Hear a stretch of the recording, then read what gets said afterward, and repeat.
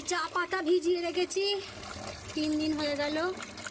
আর এখানে আনাজ খোলা ভেজানোর জল, আর এই জলটা নিয়ে একটু এই জলের মধ্যে মিশিয়ে তারপরে সব ফুল গাছের মধ্যে দেবো।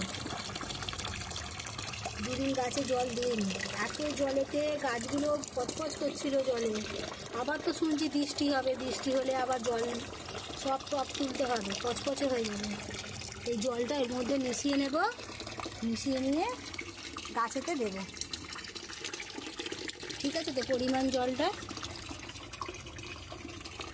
আমি তো এইভাবেই দিই।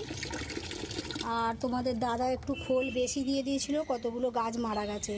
খোলটা বুঝতে পারিনি, শুধু খোল গোড়ায় দিয়েছে, খোল দেওয়ার ফলে বেগুন গাছটা আমার মারা গেছে। এই খোলকে ভিজিয়ে সেই খোলের জলের মধ্যে আরও জল মিশিয়ে দিতে হবে, বুঝতে পারিনি।